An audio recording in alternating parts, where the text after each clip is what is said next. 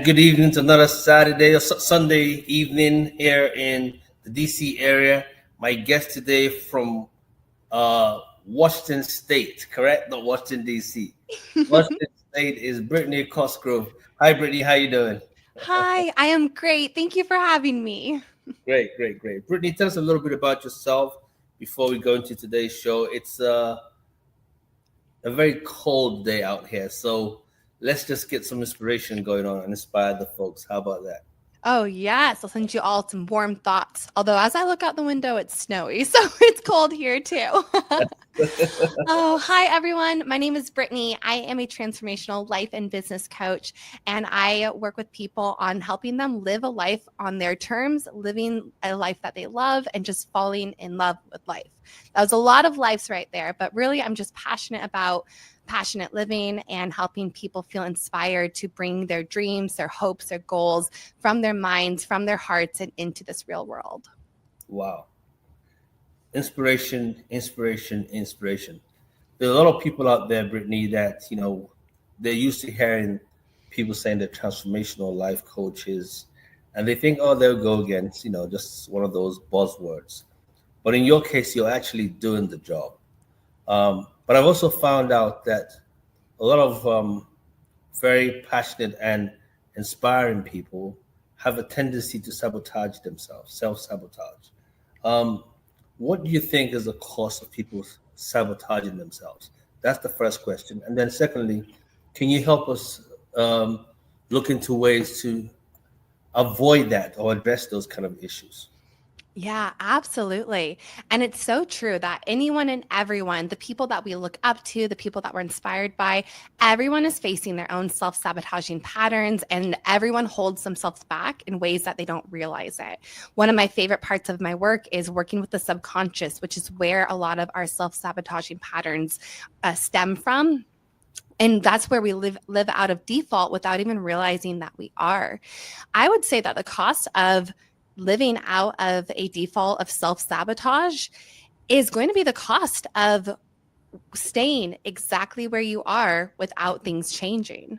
So a lot of people think like, oh, what do I have to give up? Well, the question is really, can you stay where you are?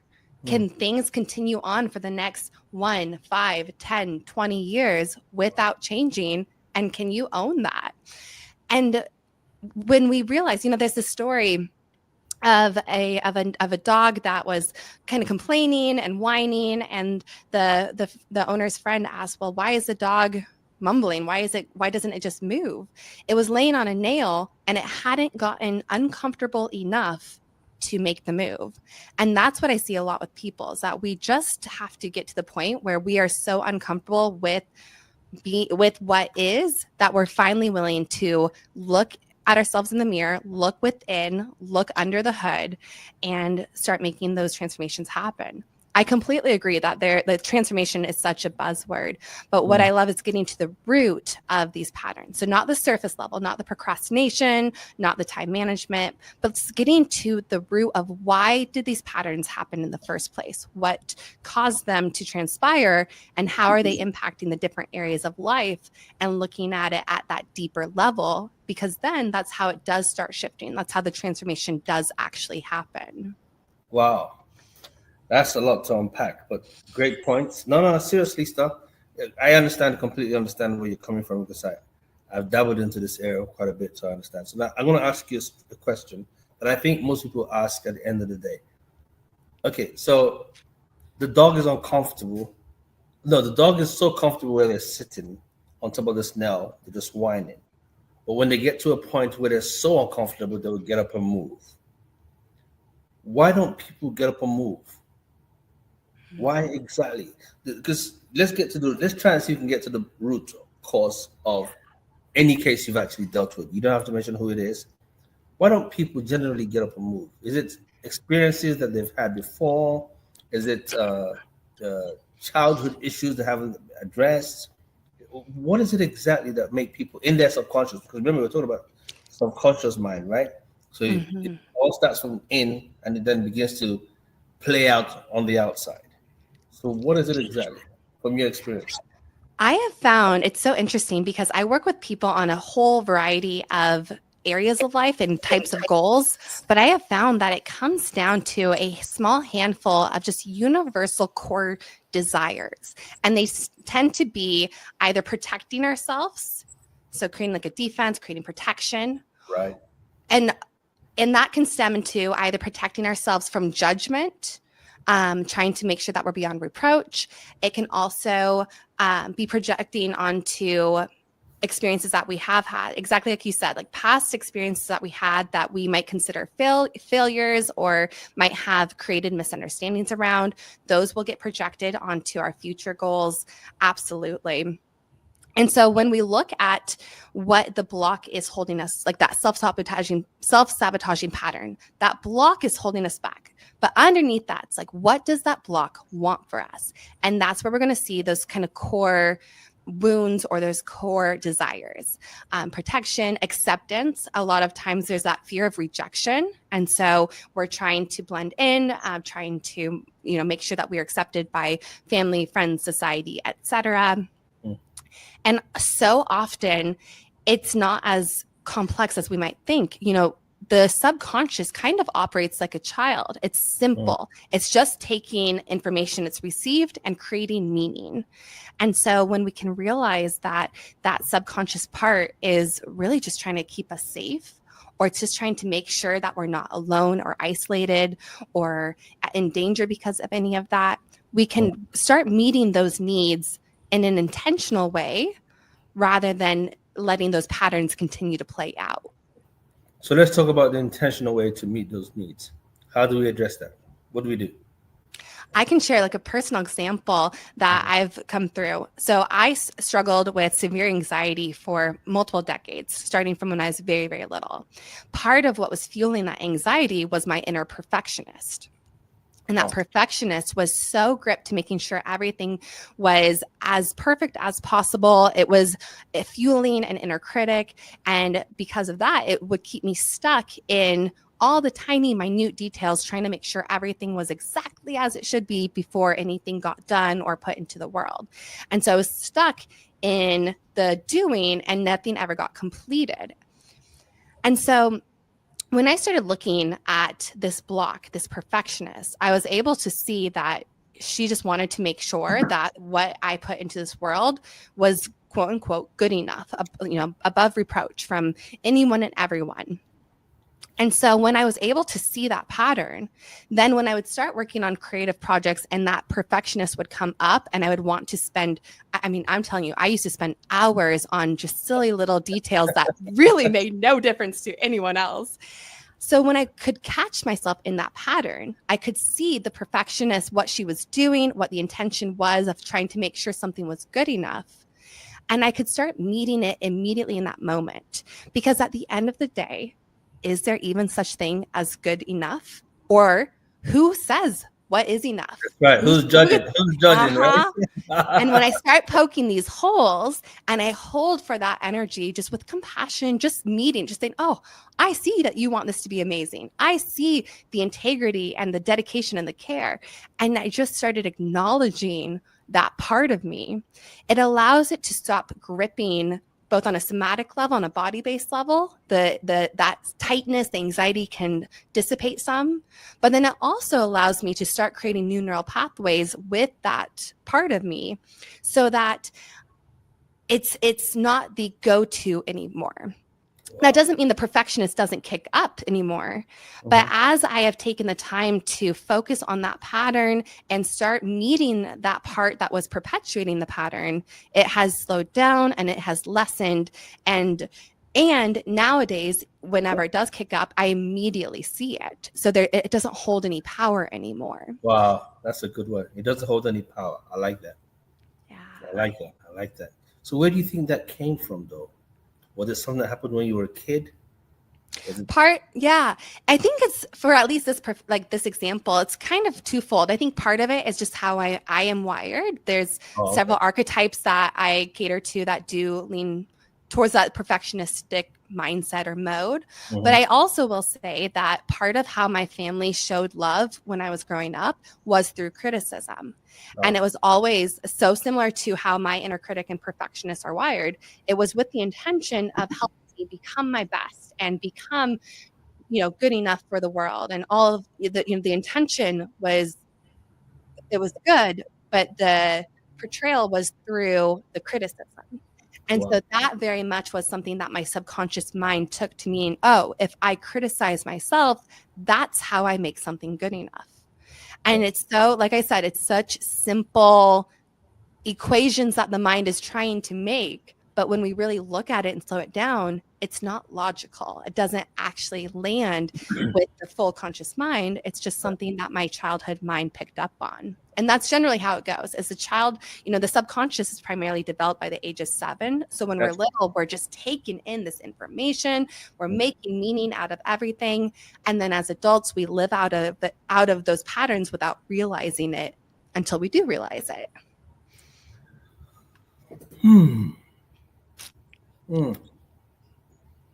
So, do you kind of phrase the question correctly, right? Do you, for lack of a better word, judge people, quote unquote, when they're not that perfect? Do you see does everything? Oh well, I guess you've addressed it. But what then? Did you see everything through those eyes of perfection? In other words, if somebody's not doing something the way Brittany would do it, there's a problem, without knowing it subconsciously. Especially when I was younger, it didn't come through as me judging them of like who they were, but I did have a very hard time with delegation and letting go of that control because I did not trust others to, do it as well as I did. That's what the perfectionist was creating. As well as I did create meaning out of the lack of perfectionism. Sometimes meaning like they don't care as much, they're not as committed as much, things along those lines.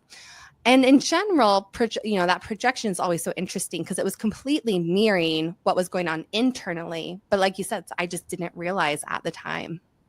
And did it impact your relationships? Mm-hmm. It did, right? It did. Yep. It took a while of unwiring it. And even still, I'll talk, with my family, they've seen the shifts, but I was much more controlling, way more like uptight, just like play wasn't a thing. And there was just a lot of just very strictness. And if anything, it was interesting because I used to hold that as like an honor. Like I was so proud of how firm it all was, how controlled I was. And when I look back at that time, I can just see I was just gripping for dear life, hoping to be able to hold on. But it's funny seeing it with the new lens nowadays. Wow. It's amazing. This is good. I believe someone out there is going to hear what you just said, and it will help them to realize that they can let go of this inner child or subconscious that makes them feel that they have to do everything perfectly. Yeah, absolutely. That's very powerful. I think we're going to take a break right here so that our audience can take the one in. And then when we come back, I'll talk about a few things. And then we'll talk about relationships. I know our topic today is how to make your passion turn it into your purpose. But I know this is a month for love, so let's try and inspire people along those lines, okay? Love it. We'll take a break, and we'll be back soon.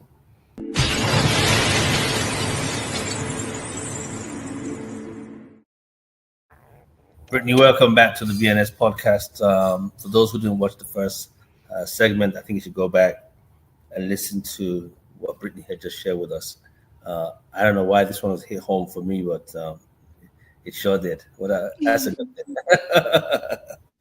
Meant to be. Yes, I know.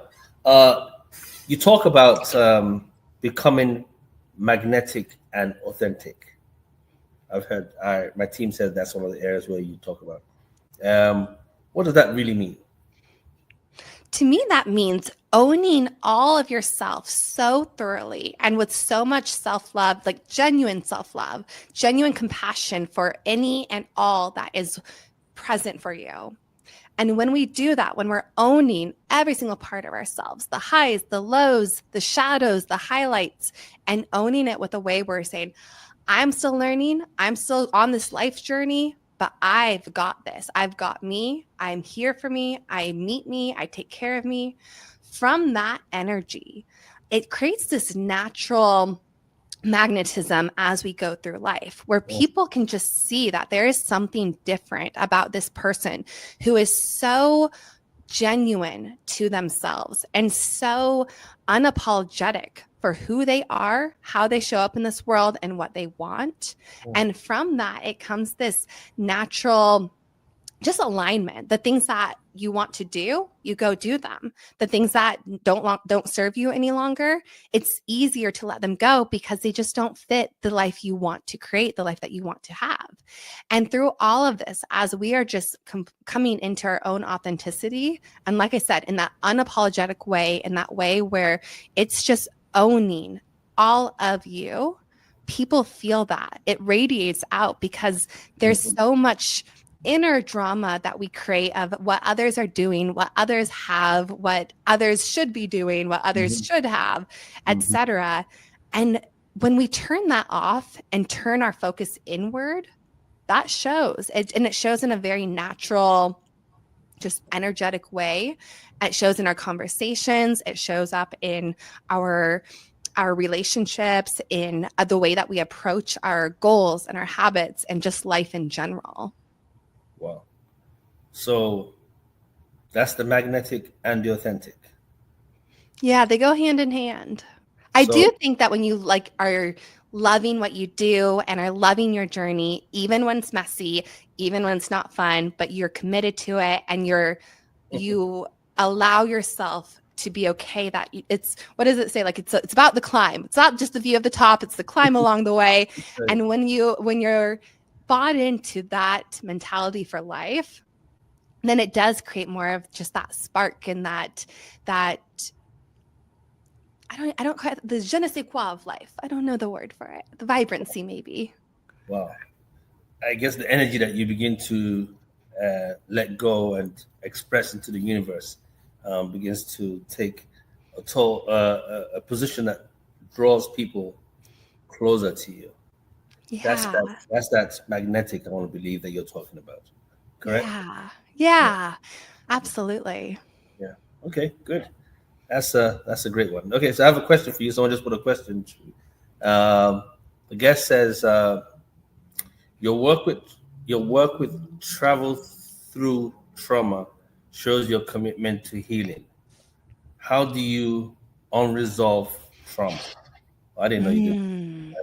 Yeah. So I work with this nonprofit called Travel Through Trauma, and it's an incredible mission. It is all focused on healing. I'm an absolute stand for healing. And I say healing is always available if we want it. Now, there's a little asterisk there because that does not mean we get to decide the timeline. It does not mean it's fun, easy, or enjoyable.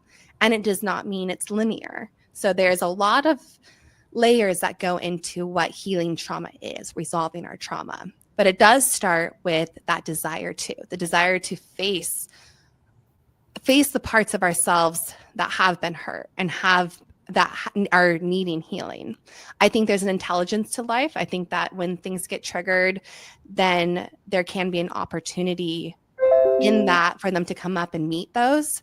I don't think that trauma is something we need to go digging into. I think that it will come when it's ready to be healed.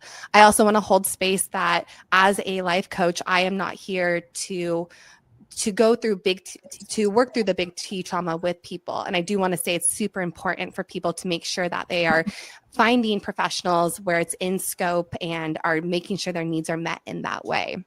Yeah.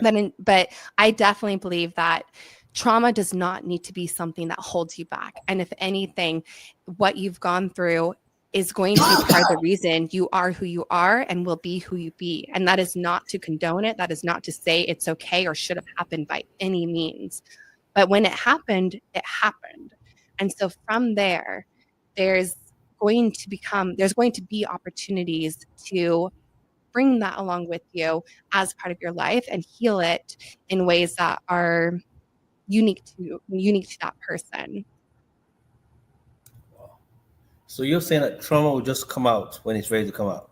It just comes to the surface. Is that what I'm hearing? Kind of. I think it's not as like black and white as that. It's more that when we get triggered by something, we see something, we hear something, or something that activates a lot of energy in our body, or like a lot of thoughts, or just brings us back to that moment. That trigger happened, and our body and mind were open to the trigger to be able to as an invitation that it might be ready to be healed and to be looked at. Well, I think that when we are when we're not ready for that, when we're not ready to meet those triggers, I don't think the triggers come across in ways where we're aware of it, if that makes sense. We might still be like in the story. We might be disassociated and numb to the experience. And so there isn't an emotional trigger or a somatic trigger, things along those lines. That's why I say when we are aware that something got triggered, that's when there's the invitation, if you want it, to go and work through that. And that's an if you want to. Yeah. The problem is that when no one has to. You don't have to, yeah. But when you don't do it, it has an impact on things and people around you. It affects your relationships at home, at work, wherever you are. Those triggers can actually pop up at a time when you least expect them and can do some damage. How did you get into this, and how have you made sure that this passion you have has now become your purpose? Because someone's watching and wondering, I want to be like Brittany, or at least do what Brittany's doing. It was a journey of a step by step and day by day, and learning to be open to anything and everything that life has for me. And so I say this as someone that I had to go through my own work to be where I am now.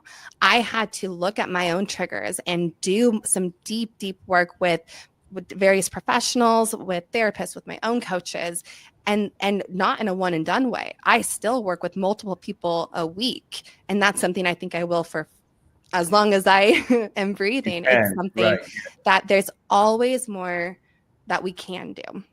For me, it was just, I got to this point where the nail, it was uncomfortable enough. I had to move. The dog had to move. Exactly.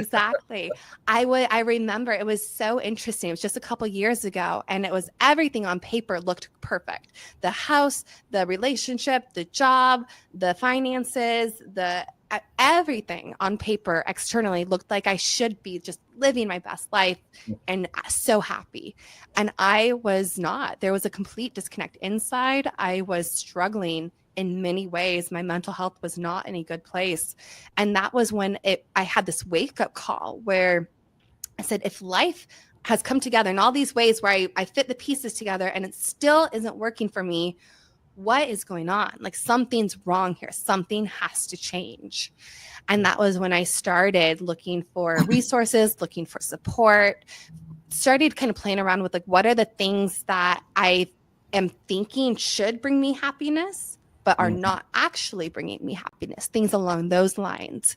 And as I continued to start showing up for myself and start to dive within and face, I will say that for years, I didn't cry. I didn't really have any emotional access. And when I started doing this inner work, in the first couple months of it, I think I cried more in those couple months than I had in the 10 years leading up to it. But the healing that came with it, because I was constantly meeting my inner child. I was meeting the fears I had, the fears of failure, the fears of being a failure, a lot of things along those lines. As I started working with those energies and like I said earlier, like getting to the root of them, like going back to those childhood memories that were kicking up the patterns and thoughts and healing them, like being the person I needed at that time, or looking at past experiences with a fresh set of eyes and saying, is this true?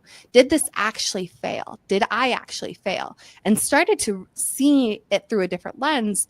Over time, it helped to just create a disconnect between me and and that the anxiety and the energy that was there. Like, I am not my anxiety. I am not my depression. I have anxiety and depression, but I am so much more than that. I have trauma, but I am more than my trauma. And as I started realizing that, I could hold space for the heavier parts of the experience while also opening up to, okay, but what else? What more? What do I want? How can this life be for me, by me? And it just started slowly building, saying yes to opportunities, yes to experiences, yes to myself. And I also started saying no to things. There's a saying where, like, if it's not a F yes, it's a heck no. And that was kind of something I started holding for. If it wasn't a full body yes that I was really excited for, why am I doing it? What am I doing? And I do hold space for the real life things that we all go through. Like, admin tasks are not a full body yes in my body. Like, they're not always fun, Right. but they're part of it. And so I started learning to discern, what do I want? What do I not want? And that just continued to support the coming into ownership of my life and my choices and my desires, while also holding space for the parts I was healing and have been healing. Wow. That's great. That's a journey. It's truly a journey, like you said. What a journey. So with that being said, one can say you're in a better place, and now you're passionately giving back to other folks who need the same access to the journey like you did. Let's talk about relationships. How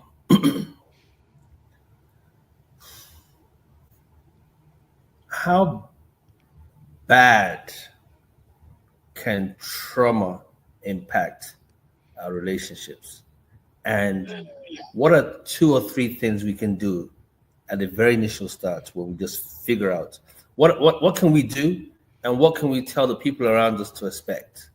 Because this is February, everyone's thinking, oh, Valentine's and love and all that great stuff, and I'm thinking there's some people who are miserable right now. So people who are dealing with anxiety right now, the hype of the whole thing beyond this month.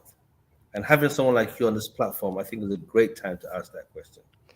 I love that question. Absolutely. And I will say that this work has completely transformed my relationships, both old relationships and every single new one that I make on all the different levels.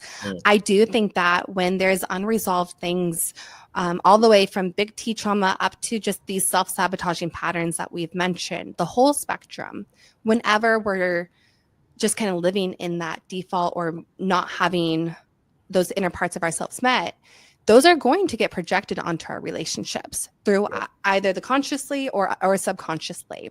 And that's not right or wrong, bad or good. It's just is. It just happens. And it's so normal. So for everyone listening that where they're like, oh, I got things that I project, it's okay. Everyone does. Some things that you can do starting right now, starting today, to already start impacting your relationships and enhancing them is things like ownership language. Everything that you feel. Ownership. Ownership language is like I language. I feel not, you don't make me feel. I feel this when.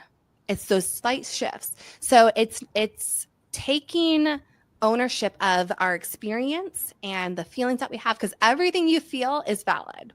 I'm just going to say that. Like, feelings are valid, period. They don't have to make sense. They don't have to have reason. If you feel it, it gets to be here. That being said, we can't expect other people to know what we're feeling and to be mind readers or anything like that. And so a lot of people will kind of jump into that defense and will say, oh, you made me blah, blah, blah.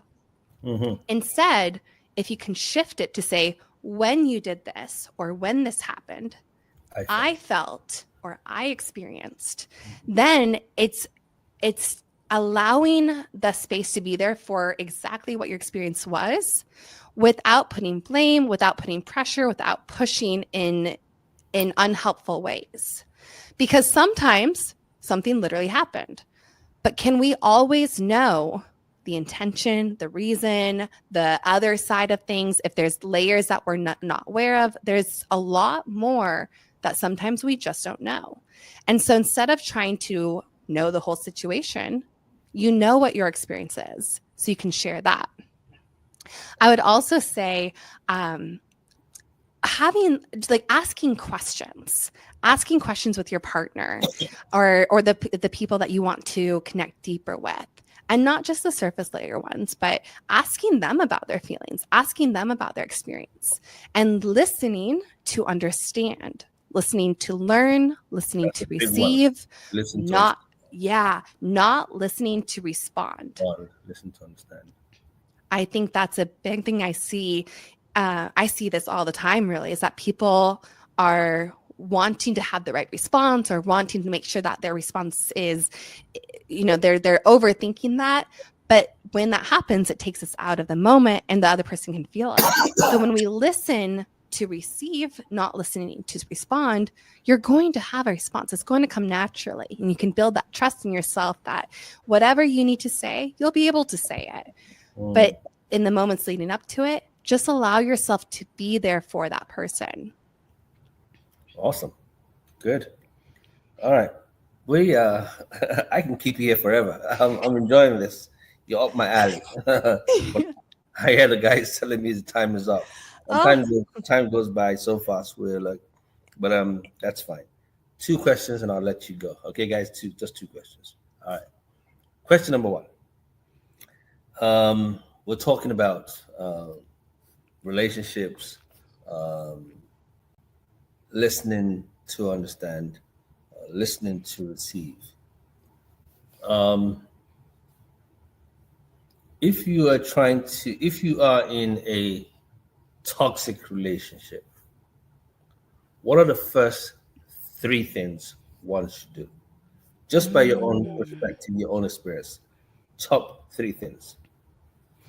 I think the first thing would be to fully acknowledge it to yourself and really come to that understanding inside, like, okay, this is not where I want to be. This is not good for me. And making that decision internally. And then second, I would encourage you to share that with someone, whether it's a friend, family, a mental health provider, me. You can reach out to me, like anyone. Share that with someone, like put it out further from you, because that's going to help you bring it from your own world to the world. It's going to give you that encouragement to make actions needed after that. From there, I would say that holding space for yourself through the process.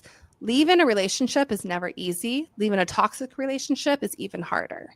However, if you can hold space for yourself and just say, I've got me. I'm here for me. I'm going to show up every single day until I'm on the other side. That's going to help you just continue to come back to your truth about the matters and to be able to take action and follow through on the actions and put plans in place to get out, anything along those lines.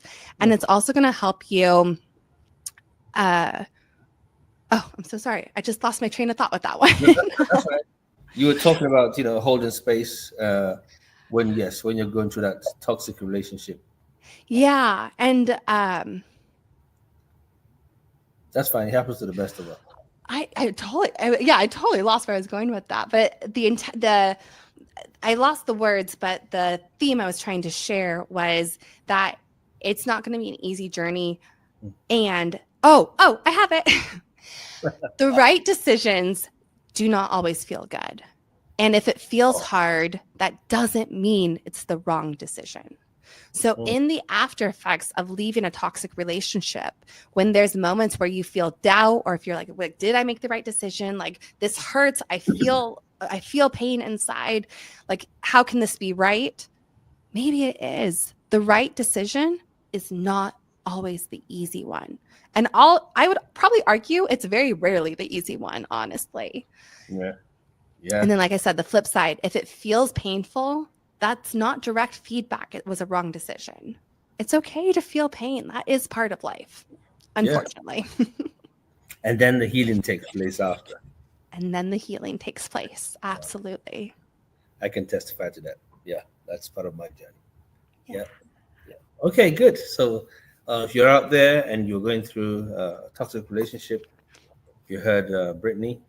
She is a life and business coach. She just poured out her heart saying, hey, if it's a tough decision, it doesn't mean that it's a bad one. And healing does take place after pain. All right. And so the last question is what we do. We started doing this at the beginning of this year. I saw it somewhere on a plane traveling, and then I thought, oh, this is good stuff. So we asked our last guest to put a question, not knowing who's coming on, and then you should answer randomly. Just speak from your heart. And then you would now leave a question for the next person who's coming, whether he, she, we don't know. So, I love that. Yeah. So the question that they asked was, based on your experience of what's going on with AI, where do you see it going? Is it going to be a boom or a doom that can lead to Armageddon? And that was that's so interesting. So just pour out your heart and say what you want to say. Oh, I love this. I don't think I'm gonna answer the question exactly because I'm not in the tech field and I don't know, like, quite literally what's gonna happen with it. But what I can say, it's because I have had so many people come to me with the fear of AI and just the unknown questions. I want people to hold space that life is a spectrum. For as much of the fear and evil that we know can happen with AI, there is another side of good and light that is being brought to AI. For example, just recently they came out with glasses that will transcribe a conversation for people that are audibly impaired. That is a sign of AI that is going to change so many lives. So starting with just holding space that we're going to see the scary parts always. We have humanity has a negative bias. The media has a negative bias. We're always looking towards the negative side of things. But just remember, there is a flip side. And then from there, it's kind of like cars or a lot of things. There is a negative impact, but it can also be a tool. It can also be something you use to reach people, to help this world, things along those lines. Wow. Hold space for it being a tool, not something that's bad or good, because that's going to come from the intention behind the person using it. But the thing itself, let it just be what it is. Great. Okay, that's Brittany's response to that question. Samuel is an entrepreneur based in the UK, and he put that question out to you. So it's your turn. What is your question for the next person that comes on the show? Whatever it is. It doesn't have to be deep. It doesn't have to be shallow. Whatever comes to your mind, ask them the question that you want them to answer.